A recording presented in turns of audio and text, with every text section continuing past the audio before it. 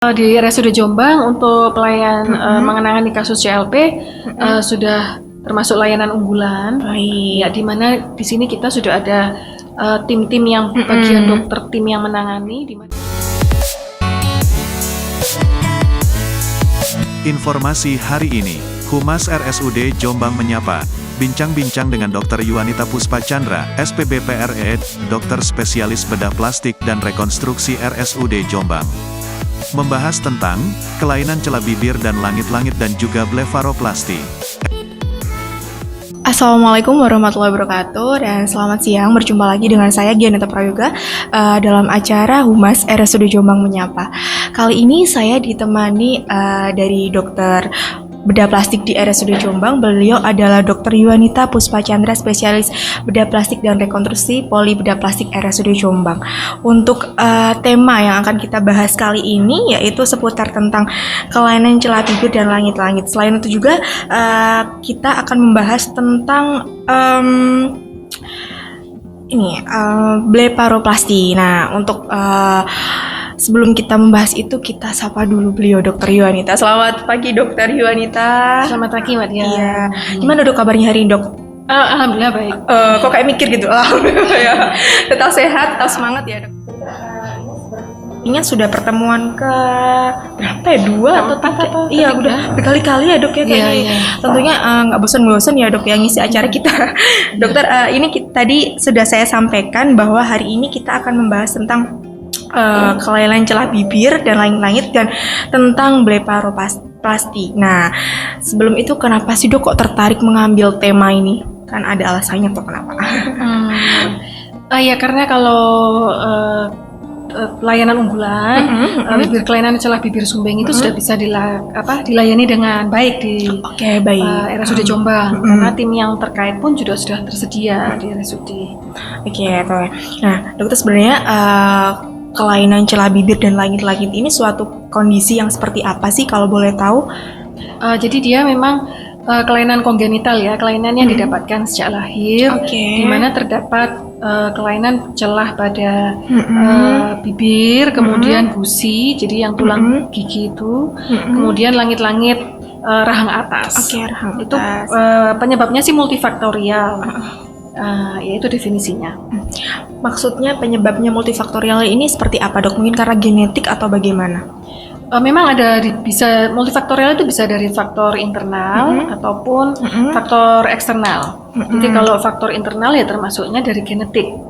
Jadi misalnya dari orang tua, salah satu orang tua ada yang terkena, itu risikonya biasanya misalnya 1,5%. Tapi kalau sudah dua-duanya ada yang terkena, ya meningkat menjadi 4%, seperti itu. Kemudian kalau yang eksternal ya seperti lingkungan. Jadi apakah apakah dia mungkin terpapar perokok dengan gitu ya, terpapar dengan asap rokok, kemudian apakah selama ini kalau internal lagi ya, yang paling banyak memang internal ya. Jadi apakah dia konsumsi rokok, alkohol, kemudian ibunya pernah terkena infeksi atau sakit. Keluhannya biasanya pada timbulnya itu trimester pertama kehamilan. Oh, itu bisa dideteksi ya, dok ya? Iya, biasanya gangguannya itu secara ilmu embriologi ya, secara ilmu sejak masa janin itu saat trimester pertama. Jadi 0 sampai 3 bulan itu paling sudah bisa dideteksi ya. Jadi kalau dideteksinya usia 5 bulan rata-rata. 5 bulan. Tapi kalau terjadi gangguannya sampai celah bibir sumbing itu dan langit-langit itu saat usia trimester pertama kehamilan itu biasanya. Berarti selain faktor internal, faktor eksternal ini juga bisa mempengaruhi, mungkin dari asap rokok itu juga pengaruh ya, dokter ya. Kemudian lingkungannya. Betul. Misalnya. Nah, untuk waktu operasinya sendiri atau tata laksananya sendiri ini biasanya dilakukan di usia berapa nih? Karena kan biasanya kebanyakan juga balita ya, dok ya, yang mengalami seperti ini. Ya kan kalau kongenital artinya sejak lahir. Jadi kan kita sudah bisa mendiagnosis penyakit ini saat 5 bulan usia kehamilan, masih bayi gitu. Ya, usia kehamilan 4 bulan, 5 bulan pakai USG 4 dimensi itu bisa sudah diketahui. Kemudian kalau operasi yang awal itu memang saat usia 3 bulan operasi bibir. Oh, 3 bulan. Oke. Yang dilakukan memang bila ada celah bibir, itu dia dilakukan operasi yang paling awal adalah usia 3 bulan. Itu yang pertama. Apakah operasinya dilakukan beberapa kali bertahap atau bagaimana, Dok? Bertahap, tergantung kasus per kasus ya. Jadi kalau Contohnya nih, Dok, misalnya celahnya cuman bibir saja ya dia tanpa celah gusi, tanpa celah langit-langit, artinya dia hanya menjalani operasi bibir usia 3 bulan. Tidak ada terapi lanjutan. Ya, tapi kalau misalnya ada celah gusinya, kemudian ada celah langit-langitnya, nah itu tahapannya beda. Jadi kalau celah langit-langit usianya biasanya saat usia 10 bulan. Nah, nanti kalau celah gusi usianya 7 sampai 9 tahun baru dioperasi. Gitu. Jadi memang tidak bisa langsung dilakukan saat itu juga. Jadi harus bertahap. Benar, bertahap. Tergantung dari kondisinya juga ya, Dokter ya. Kondisi kasus per kasus pasien. Tadi dijelaskan bahwa bisa dilakukan pada usia 3 bulan nih, Dok ya, untuk operasi yang pertama. Nah, itu apakah ada ketentuan khusus, misalnya usia bayi kan yang pertama memang harus 3 bulan. Apakah harus ada pemenuhan mungkin dari segi berat badannya atau mungkin dari bagaimananya, mungkin apakah harus ada ketentuan seperti itu, Dok? Ada, jadi dia kan harus ada aturan rule of Betul, iya. Jadi dia berat badannya paling enggak 5 pound sekitar 10 pounds. Jadi itu 10 pound itu sekitar 5 kilo. 5 kilo. Kemudian usianya 3 bulan itu sekitar 10 minggu. Kemudian kalau usia yang HB-nya yang terakhir harus lebih dari 10 gram per desiliter. Itu tidak boleh pasien dalam kondisi anemis, nggak boleh. Oh iya, itu tadi ya, Dokter. Nah, Dokter pasti kan tentunya jika seorang bayi mengalami kondisi seperti ini kan juga nanti pasti berdampak dengan bagaimana cara dia netek ke ibunya nih, Dok. Mungkin bisa dijelaskan oleh Dokter Yuanita mungkin cara-caranya atau langkah-langkah apa saja, Dok, yang harus dilakukan untuk mungkin ibu yang mungkin anaknya menderita tadi kondisi tadi kan. Jadi memang ke KIE ya, konsul KIE ke pasien pertama kali lahir, kemudian bilang ke ibunya itu adalah memang cara pemberian nutrisi. Nah, itu yang paling penting. Jadi kalau misalnya, dan ini kasus per kasus. Jadi kalau misalnya celah bibir saja misalnya incomplete, ya dia paling aman memang semua pakai pipet atau sendok. Ya, tapi tentunya akan lebih rumit seandainya pasien itu juga mengalami yang namanya celah langit-langit. Nah, itu karena ada risiko bisa tersedak. Jadi ibu itu harus memberikan menggunakan pipet atau sendok dengan posisi kepala bayi lebih tinggi dibandingkan badannya. Jadi setengah duduk ya. Tidak boleh misalnya posisinya ditidurkan sejajar melentang, ya takutnya aspirasi nantinya. Jadi seperti itu. Jadi harus lebih amannya memang menggunakan sendok atau pipet, dan itu kalau ada celah langit-langit. Dan kondisi kepalanya juga harus lebih tinggi setengah duduk gitu ya, Dokter ya. Kalau celah bibir aja, misalnya dia nggak ada langit-langit, dia masih bisa sebetulnya pakai dot biasa. Gitu sebetulnya masih bisa karena nggak ada celah langit-langitnya kan. Untuk saat ini untuk kasus kelainan celah bibir ini sudah mencapai berapa kasus, Dok, di polybdaplasti? Dalam setahun itu bisa 60 sampai 60 kasus ya, 60-70 kasus. Lumayan juga ya, Dok. Dalam setahun. Karena lumayan tinggi juga kalau. Dokter, tadi kan kita juga akan membahas nih perihal blefaropasti nih ya.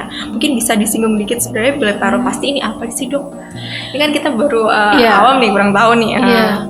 Jadi ini bahasa estetik ya. Kalau tadi kan rekonstruksi ya. Jadi kalau blefaroplasti adalah tindakan operasi yang menghilangkan gangguan ptosis pada mata, kelopak mata atas. Jadi menghilangkan soft tissue, baik apakah kulit kelopak mata atas atau bawah ataupun jaringan lemak. Jadi dia termasuk operasi rekonstruksi bila kasus itu ada ptosisnya. Tapi kalau misalnya dia untuk peremajaan wajah, misalnya mata kendor atau kelopak matanya mengantong, nah itu termasuk estetik. Misalnya tidak ada gangguan penglihatan, lapangan pandang. Berarti termasuk kasus rekonstruksi ya, Dok? Kalau ada gangguan lapangan pandang. Tapi seandainya tidak ada, misalnya untuk peremajaan, jadi untuk menghilangkan kantong mata ataupun kelopak mata yang turun, penuaan. Nah itu Mata termasuk panda bisa nggak, estetik. Dok? Mata panda ini. Kalau mata panda beda. Jadi mata Oke. panda itu kan warna hitam ya di bawah kantong mata. Nah itu terapinya yang ideal sebenarnya laser. Oke. Ya atau dikompres-kompres pakai green tea atau teh. Jadi yang kompres yang vasokonstriktor. Apakah operasi ini atau tindakan blefaroplasti ini bisa membuat mata kita lebih tampak besar gitu, Dok? Mungkin? Iya, jadi gitu berarti. itu permajaan ya. Jadi Iya, dia karena kalau misalnya kantung matanya sudah turun gini kan pasti kayak menggelambir ya, terus ada yang matanya ngantong gini. Nah itu tentunya begitu dibuang kelebihan lemak, kelebihan kulitnya, nah itu tentu matanya akan seperti terbuka lebar. Jadi lebih tidak mata letih jadi istilahnya itu. Kalau orang tambah tua kan matanya sayu. Iya, mungkin bisa tuh ya letih. konsultasi ke bedah plastik ya, Dokter, untuk yang kasus rekonstruksinya ini ya, Dok.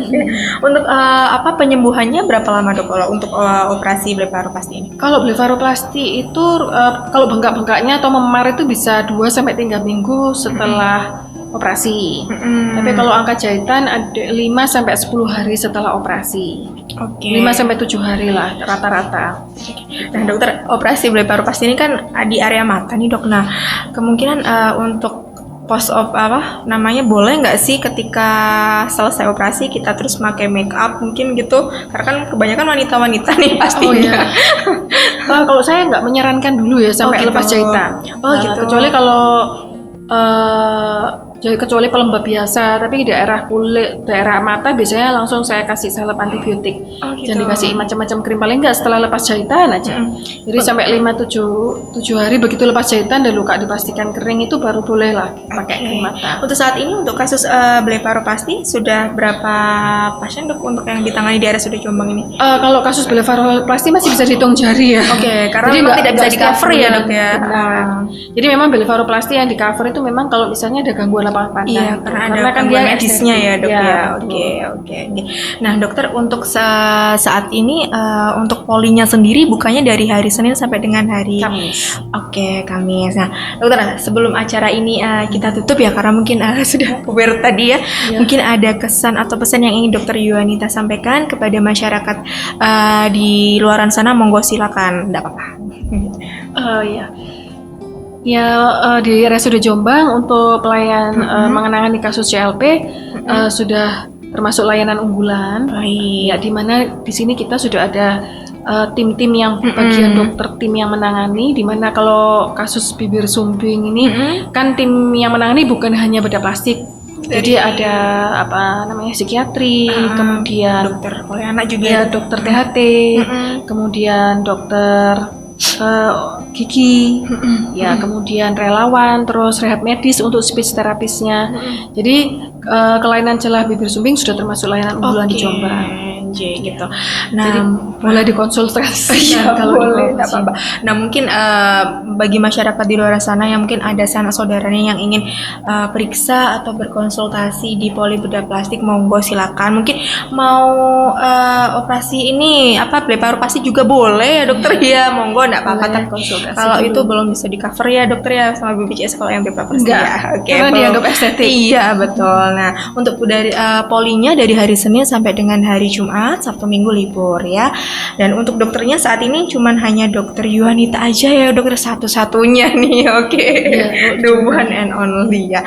Baik Dokter Yuanita, semoga apa yang Dokter sampaikan ini tadi bisa mengedukatif ya, Dok ya, kita semua dan menginspirasi kita semua. Sebelumnya terima kasih karena sudah mengeluangkan waktunya di padatnya pelayanan di poli ya, Dokter ya. Baik pemirsa Humas RSUD Jombang Menyapa, sekian acara kita pada siang hari ini, dan jangan lupa untuk like, subscribe, dan share di channel YouTube kami. Dan selamat siang. Wassalamualaikum warahmatullahi wabarakatuh.